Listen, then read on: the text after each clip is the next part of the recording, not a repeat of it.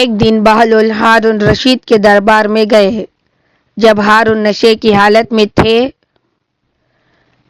ہارون نے بہلول سے پوچھا، کیا حضرت علی ابن طالب رضی اللہ عنہ رسول اللہ صلی اللہ علیہ وسلم چاچا عباس کے بیٹے سے زیادہ عظیم تھے یا حضرت عبداللہ ابن عباس رضی اللہ عنہ حضرت علی رضی اللہ عنہ سے بڑے تھے؟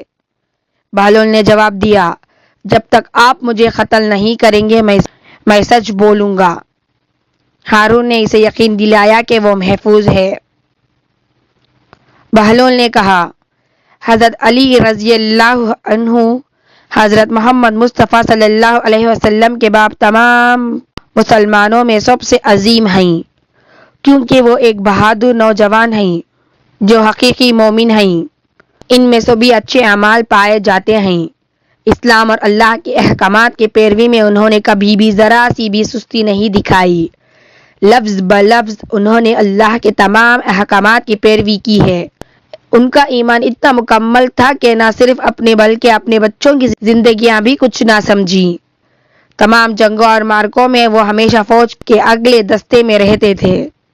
کبھی کسی نے انہیں دشمن سے پیچھے ہٹتے نہیں دیکھا۔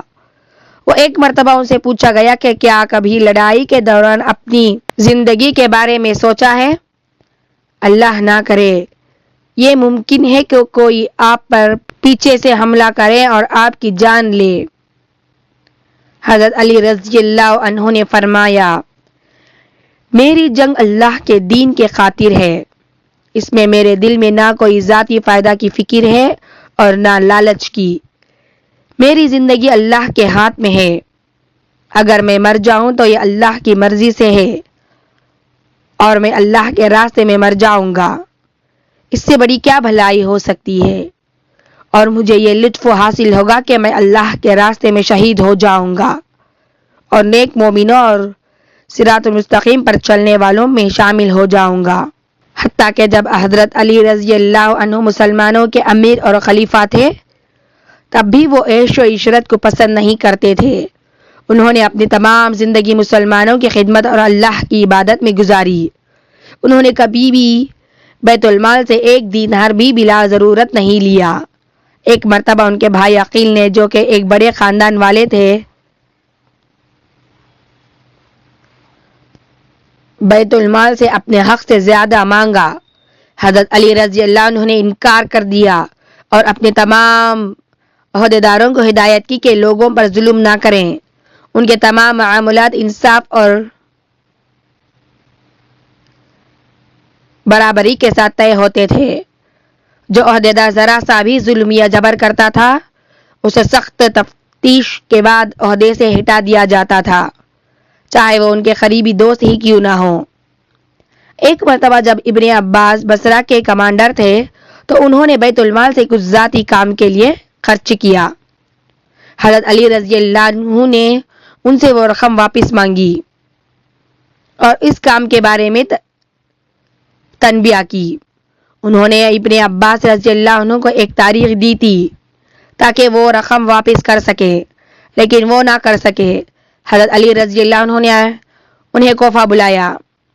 ابن عباس رضی اللہ عنہ جانتے تھے کہ حضرت علی رضی اللہ عنہ ایسے خلیفات نہیں تھے جو ان کی غلطی کو نظر انداز کر دیتے، اس لیے وہ مکہ فرار ہو گئے اور اللہ کے گھر میں جا کر بیٹھ گئے، کیونکہ انہیں معلوم تھا کہ وہاں محفوظ ہوں گے۔ ہارون رشید یہ سن کر شرمندہ ہوا اور اس نے بہلول دکھ پہنچانے کی کوشش کی تو اس نے پوچھا، اتنے عظیم اور محترم شخص کو کیوں قتل کیا گیا؟ بہلول نے کہا، راستہ حق پر چلنے والوں میں سے کئی مارے جا چکے ہیں اور ہزاروں انبیاء اور اللہ کے نیک بندے اللہ کی راہ میں لڑتے رہتے ہیں۔ حضرت علی کی شہادت کی تفصیلات یہ ہیں کہ جب عبد الرحمن ابن ملجم نے حضرت علی رضی اللہ عنہ کو قتل کرنے کا ارادہ کیا تو اس نے ایک اور شخص کو بھی ساتھ لے لیا۔ وہ بدبخت گہری نیند میں سو گیا اور ابن ملجم بھی۔ جب امیر المومنین مسجد میں داخل ہوئے تو انہوں نے نمازیوں کو نماز کے لیے جگایا۔ جب وہ نماز کے لیے کھڑے ہوئے اور سجدے میں گئے تو ابن ملجم نے ان کے سر پر تلوار سے وار کیا۔ یہ وہی جگہ تھی جہاں غزوہ خندق میں عمر ابن عبدود نے انہیں زخمی کیا تھا۔ بھوؤں تک زخمی ہو گیا اور چونکہ تلوار کو زہر میں بھگویا گیا تھا، حضرت علی رضی اللہ عنہ 3 دن بعد دنیا سے رخصت ہو گئے۔ انہوں نے اپنے بیٹوں سے فرمایا، اللہ کے دوستوں کے لیے نبیوں اور ان کے جانشینوں کی رفاقت اس فانی دنیا سے بہتر ہے۔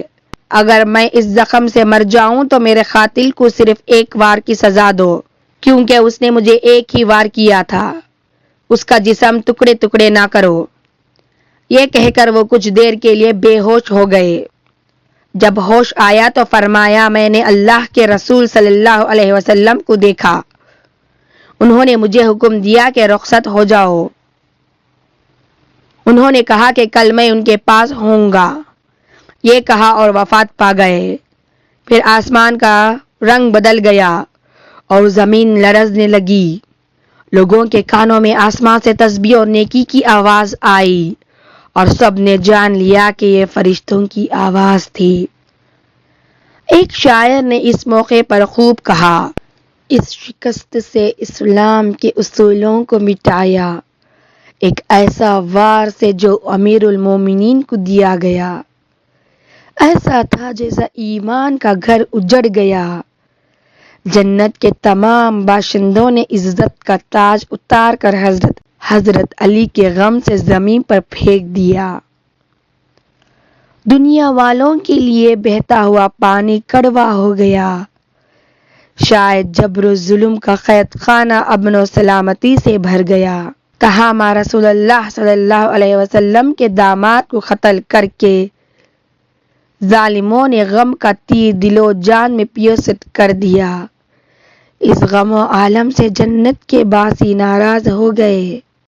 خطامہ کی وجہ سے کافروں نے امام علی کے ماتھے پر دشمنی کی تلوار چلائی۔ ظالموں نے حضرت علی کے سر کو 2 حصوں میں نہیں کاٹا، بلکہ اللہ کا ہاتھ